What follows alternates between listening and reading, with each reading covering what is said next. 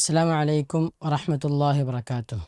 ബിസ്മില്ലാ അൽഹംദുലില്ലാ. പലപ്പോഴും നമുക്കൊക്കെ സ്വയം അഭിമാനം തോന്നാറുണ്ട്.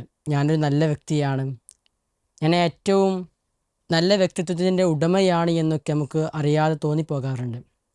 എന്നാൽ ഏറ്റവും ഉത്തമരായ വ്യക്തിത്വങ്ങൾ ആരാണ്? ഏറ്റവും ഉത്തമ സമുദായം ആരാണ്? വിശുദ്ധ ഖുർആൻ പറയുന്ന ഒരു കാലത്ത് ഇരുട്ടിൽ തപ്പി നടന്നിരുന്നൊരു സമുദായം ഉണ്ടായിരുന്നു. വിശുദ്ധ ഖുർആൻ അവർക്ക് മാർഗദർശനവുമായി കടന്നു വന്നുകൊണ്ട് അവരെ പറ്റി പ്രതിപാദിക്കുന്ന ചില വചനങ്ങൾ നമുക്ക് കാണുവാൻ സാധിക്കും. സൂറത്തു ആലി ഇമ്രാനിൽ പറയുന്നതായി കാണുവാൻ സാധിക്കും, കുന്തും ഖൈറ ഉമ്മത്തിൻ ഉഖ്രിജത് ലിന്നാസ്. സമൂഹത്തിന് വേണ്ടി, ജനങ്ങൾക്ക് വേണ്ടി കൊണ്ടുവരപ്പെട്ട ഉത്തമ സമുദായമാകുന്നു നിങ്ങൾ.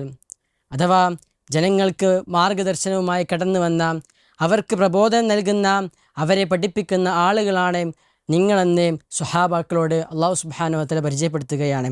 എന്നിട്ട് അവരോട് തന്നെ അവരുടെ വിശേഷണമായി ഖുർആൻ പരിചയപ്പെടുത്തുന്ന കാര്യങ്ങളുണ്ട്. തഅ്മുറൂന ബിൽ മഅറൂഫ്, നിങ്ങൾ നന്മ കൽപ്പിക്കുന്ന, വതൻഹൗന അനിൽ മുൻകർ, തിന്മ വിരോധിക്കുന്ന, വതുഅ്മിനൂന ബില്ലാഹ്, അള്ളാഹുവിൽ വിശ്വസിക്കുന്ന ആളുകളാണ് നിങ്ങൾ എന്ന് അവരെപ്പറ്റി വിശുദ്ധ ഖുർആൻ കൃത്യമായി പ്രതിപാദിക്കുന്നു.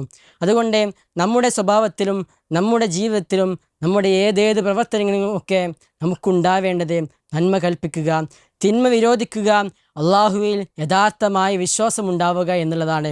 അതാണ് നാം ഏറ്റവും ഉത്തമ സമുദായത്തിൻ്റെ ആളുകളായി മാറുവാനും ഉത്തമരായ വ്യക്തിത്വമായി മാറുവാനും സാധിക്കുക എന്നുള്ളത് നാം മനസ്സിലാക്കുക. അത്തരത്തിൽ നല്ല ആളുകളായി അല്ലാഹു സുബ്ഹാനഹു വ തആല നമ്മേവരെയും മാറ്റി അനുഗ്രഹിക്കുമാറാവട്ടെ. അസ്സലാമു അലൈക്കും വറഹ്മത്തുള്ളാഹി വബറകാതുഹു.